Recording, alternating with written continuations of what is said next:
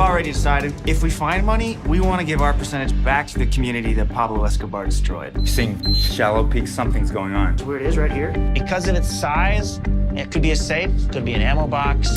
For years, people swapped stories about Pablo Escobar's secret vaults. Massive stashes of money, gold, and who knows what, locked away and lost to time. Most brushed it off as legend. Whoa, what's that?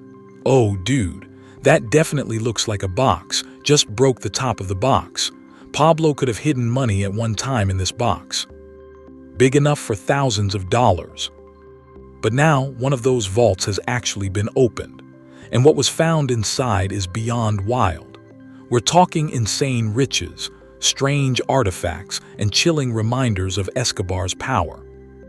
It's the kind of discovery that proves truth can be even crazier than rumor. The hidden vault. In the Colombian countryside, where Escobar's shadow still lingers over abandoned estates and crumbling properties, locals have long whispered that buried wealth lay just beneath their feet. Some farmers even claim to have stumbled on bundles of rotting bills while working their land. A few had stories of unmarked crates pulled from the soil, stuffed with dollars now useless from water damage and mold. But when a team finally uncovered one of Escobar's vaults, it felt different. This wasn't rumor anymore. It was proof. The vault was hidden with the kind of paranoia only a man like Escobar could imagine. Buried beneath reinforced layers of concrete and steel. It wasn't just designed to be secret. It was designed to be impenetrable. Getting to it took days of careful labor. Crews chipped away at barriers one by one, always unsure if they were breaking into treasure or simply another false lead. Opening it wasn't glamorous or cinematic. There were no gleaming doors swinging wide. It was dirty, grueling work, digging, drilling, and prying for hours just to break through the first seal. When the final barrier gave way, a stale gust of air rushed out, damp and heavy, carrying the scent of decay mixed with something metallic, like rust or old blood. The chamber had been sealed for decades, untouched since Escobar's men locked it shut. That first breath inside felt less like discovery and more like intrusion, as if the space had been waiting all these years for someone brave or foolish enough to step through. The room itself wasn't grand. In fact, it looked unassuming. 4 plain walls, no decorations, no signs of luxury. Yet the atmosphere was thick, charged with the weight of history. Dust clung to every surface. Water had seeped in through cracks, warping parts of the structure, turning corners of the floor into patches of mud. It was far from the polished image of a high-tech vault you'd see in a movie. This was practical, crude even, but effective. It had done its job. It had kept Escobar's secrets hidden. What struck the team most wasn't the vault's appearance, but its silence. It was eerily quiet, the kind of silence that makes you notice your own breathing. Every step echoed off the walls, a reminder that they were the first outsiders to stand there since Escobar's reign. The place felt less like a storage room and more like a time capsule. An unopened message from the past, sealed away at the height of the crime boss power. And then came the moment everyone had been waiting for.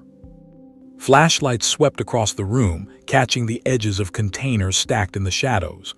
Some were crates, some were metal boxes, others were just bundles wrapped tightly in plastic. At first glance, it was impossible to know what was inside, but even from a distance, the shapes hinted at something extraordinary. This is where the story takes its sharp turn, because what the team began pulling from the vault went far beyond the clichés of cash and gold. It wasn't just about money. It was about evidence of Escobar's life, his paranoia, and his unshakable grip on power. Each item dragged into the light was another piece of a puzzle the world thought it already understood. The truth, as it turned out, was far stranger. What exactly lay hidden in Escobar's vaults? What treasures could possibly match the legend? Escobar's unimaginable treasures. The first thing they uncovered was exactly what people expected. Cash. Mountains of it. Bundles of US dollars wrapped in rubber bands, some crisp, others half-rotted from years of moisture. Whole stacks had fused together into solid blocks of paper, useless as currency, but staggering as a symbol. Even after all these years, it was clear Escobar had more money than he could ever count, let alone spend. Some estimates put the vault's stash at several $1,000,000, just sitting underground, slowly decaying. But the money was only the beginning. In the far corner of the vault were sealed metal trunks, their surfaces rusted but still intact. Cracking them open revealed gold bars neatly stacked like bricks. Each one was heavy, gleaming dully in the flashlight beams. Proof that Escobar hadn't trusted banks or even cash when it came to storing his fortune.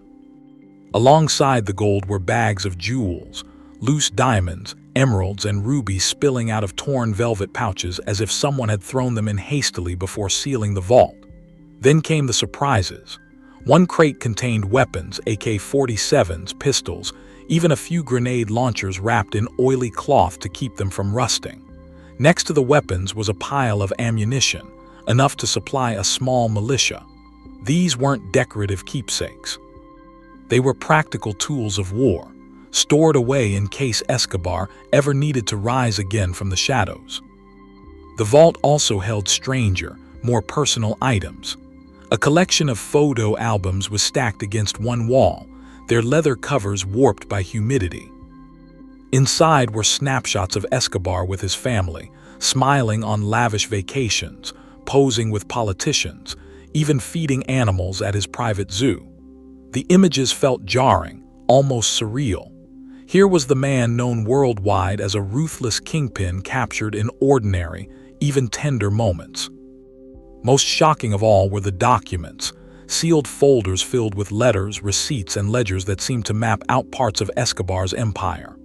There were notes about shipments, coded transactions, and even names of people in high positions, politicians, businessmen, maybe even international partners. If authentic, these papers weren't just relics. They were dynamite, capable of reigniting old controversies and rewriting parts of history. And tucked among all this chaos were oddities that didn't fit the pattern of wealth or war. Expensive watches still ticking faintly after decades. A collection of rare art pieces rolled up in protective tubes, some thought to be missing for years. Even a few luxury toys, motorcycle parts, old radios, and imported liquor bottles long evaporated but still sealed. By the time everything was cataloged, the vault had given up more than treasure. It had given up a story of a man so rich and paranoid that he buried pieces of his life like insurance policies against the future. Each item, whether it was a gold bar or a faded family photo, revealed something about Escobar's contradictions, his obsession with control, his thirst for luxury, and his lingering need to keep a part of himself hidden, mountains of rotting millions. The money was the first thing that hit them, literally. As soon as the team cracked open the crates, bundles of US dollars spilled out, wrapped in layers of plastic that had long since yellowed and split. Some stacks were still crisp enough to fan like playing cards, but most were swollen, stuck together by moisture, their edges blackened with mold. The sight was surreal, wealth measured not in numbers, but in sheer volume, spilling across the vault floor. No one bothered trying to count it right then.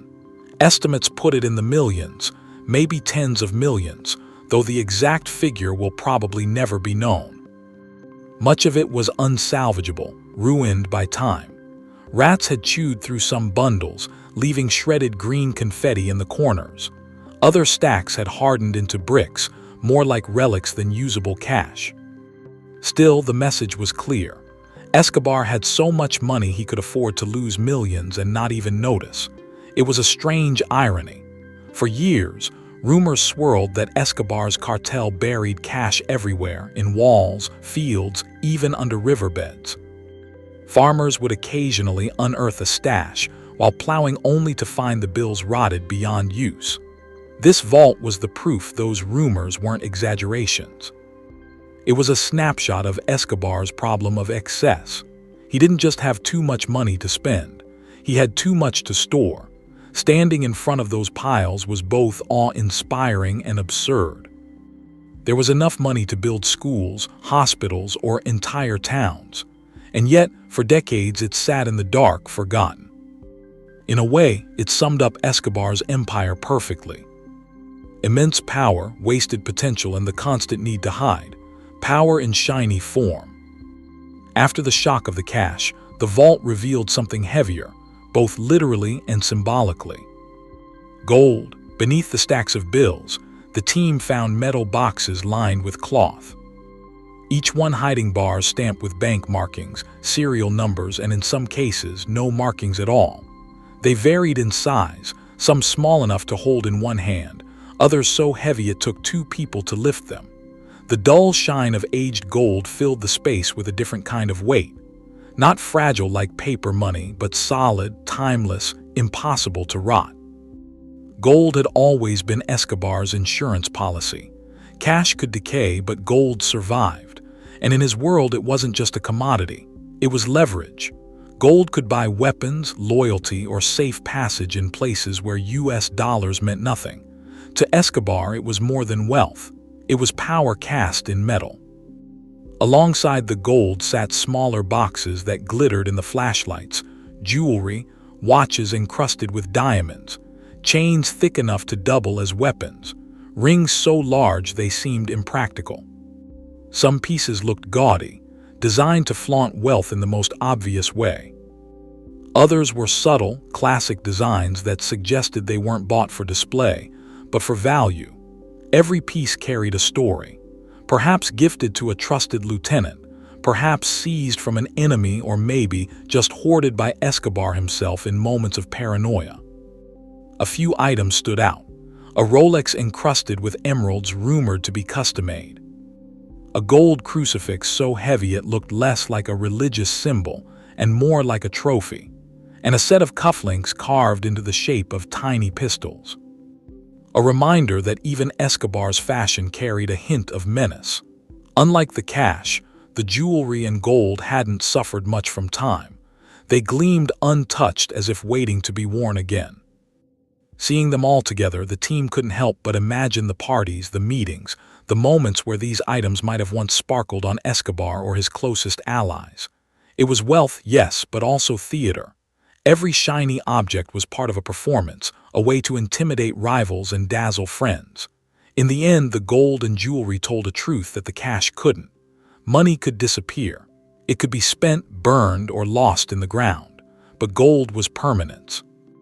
It was Escobar's attempt to anchor his fleeting empire to something indestructible, a silent declaration.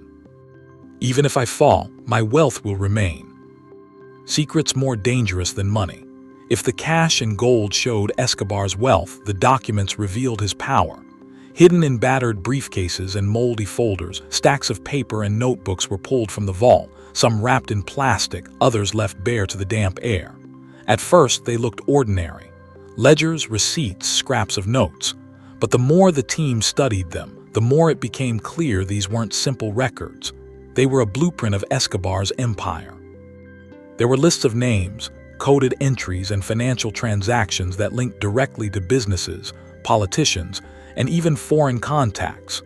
Some pages contained meticulous tallies, payments made to officials, bribes for protection, or shipments logged with dates and amounts.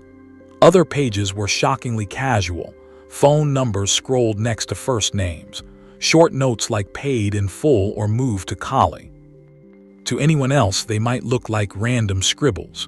To Escobar, they were the pulse of a billion-dollar cartel. One notebook stood out more than the rest. Its pages were filled with Escobar's handwriting, neat but forceful, as if every letter was pressed with intent. Inside were notes about safe houses, offshore accounts, and coded references to political allies. Some historians believe that documents like these, if made public, could still embarrass powerful families in Colombia and perhaps even abroad. For decades, rumors have suggested that Escobar's influence stretched far beyond Medi into boardrooms and governments. These papers gave weight to those whispers, but not everything in the vault was business. Tucked among the ledgers were personal letters, some to his family, others never sent. They painted a different picture, a man torn between affection for his children and the paranoia that consumed him. One half-finished letter to his son read almost tenderly, a reminder that behind the violence was still a father. Another note, however, was a chilling set of instructions for what to do if he was killed, who to trust, where to flee, and who to silence. The documents were in many ways more dangerous than any gun or bomb Escobar ever owned. Money could buy loyalty, gold could buy weapons, but information could destroy reputations decades later. Holding those papers felt like holding live wires from the past, sparking with unfinished business. For the team, it was a sobering reminder. They weren't just unearthing treasure. They were unearthing secrets some people might prefer stayed buried.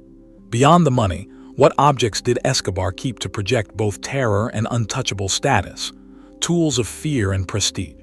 As the team dug deeper into the vault, the mood shifted again. Tucked behind the crates of money and boxes of papers were weapons, an arsenal that was equal parts practical and ceremonial. These weren't just tools of violence. They were symbols carefully chosen to project both fear and prestige. The first discoveries were pistols, dozens of them, some wrapped in oily cloth that had preserved their shine for decades. A few were standard-issue sidearms, the kind carried by soldiers or police, but others were far from ordinary. One had gold plating along its barrel with Escobar's initials etched into the grip. Another, an antique revolver, had ornate engravings curling across its frame as if it belonged in a collector's case rather than a kingpin's vault. There were rifles, too, military-grade assault weapons, some still functional, others corroded by time.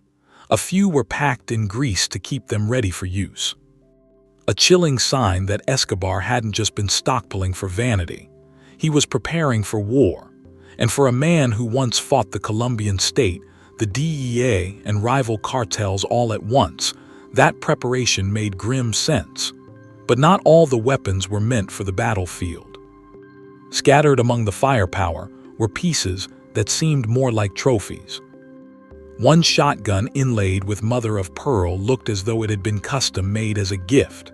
A set of daggers, their hilts carved from ivory, were stored in a velvet-lined box. These weren't the tools of a soldier. They were props in Escobar's performance of power. Reminders that even his weapons had to be larger than life. What struck the team most was the duality. Some of the guns spoke of function. Weapons bought to arm his men, to defend his empire, to keep enemies at bay. Others spoke of theater, objects meant to impress guests, intimidate rivals, and remind anyone who entered his orbit that Escobar was no ordinary criminal. Standing in front of that collection was unsettling. It wasn't just about the firepower. It was about what those weapons represented. They were extensions of Escobar's personality. Practical when they had to be, but always tinged with spectacle. Even in the shadows of his vault, his need to display dominance was unmistakable. The oddities.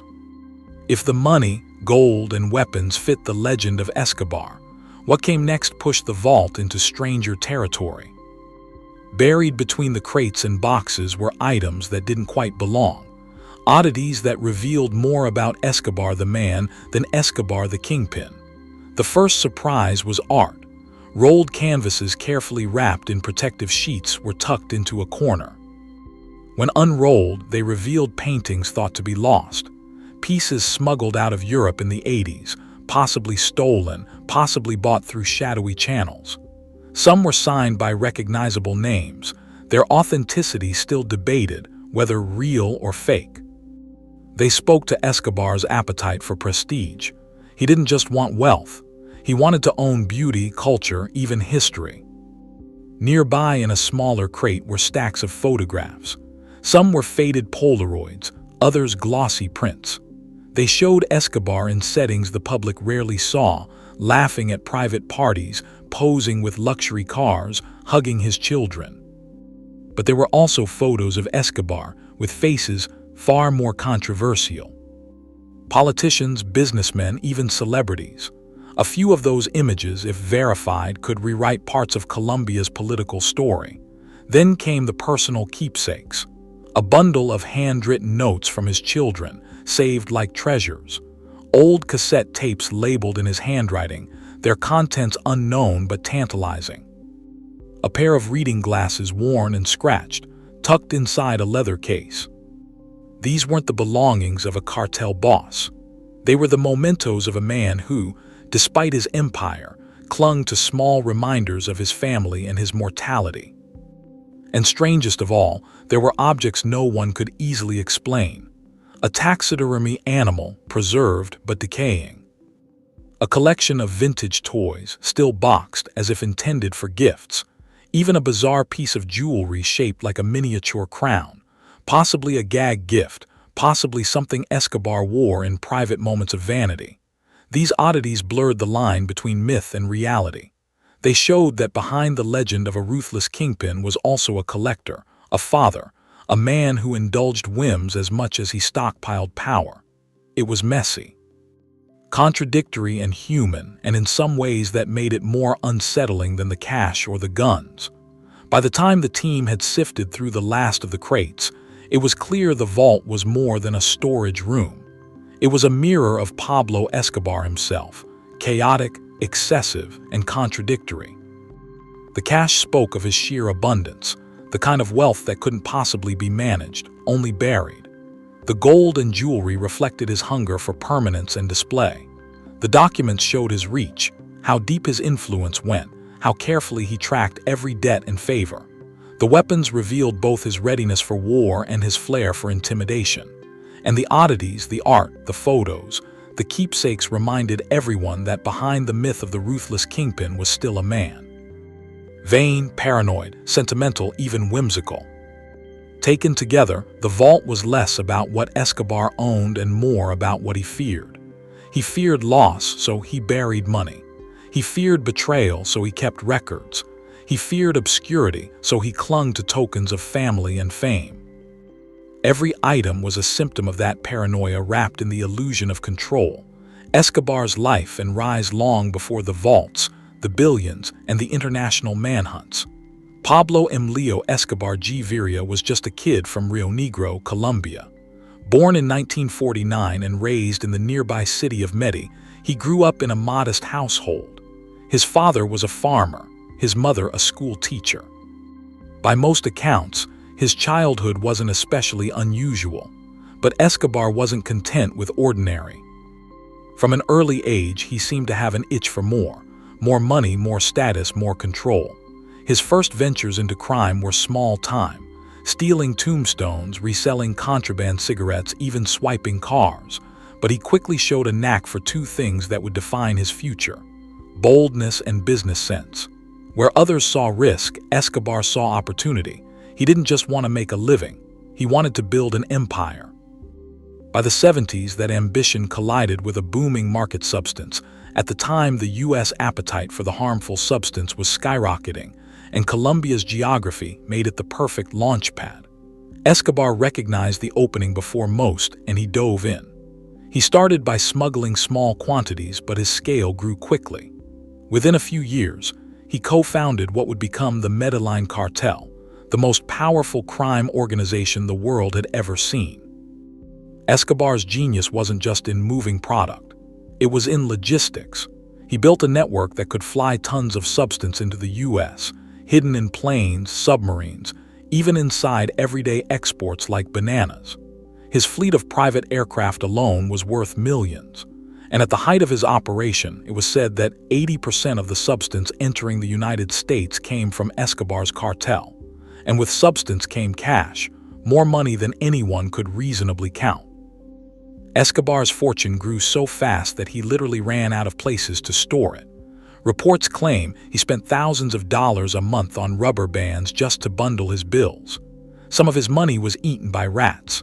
Some were buried in fields. Some, as the vaults prove, were hidden behind walls and under concrete. Even Forbes took notice, listing him among the richest men in the world in the late 80s with an estimated net worth of around $30 billion. And that's without adjusting for inflation. But Escobar's rise wasn't only about money. He understood the value of image in Medellín. He styled himself as a Robin Hood figure. He built housing for the poor, soccer fields for kids, and handed out cash to families who had nothing. For many, especially the underprivileged, he was a hero, someone who used his fortune to lift up his community.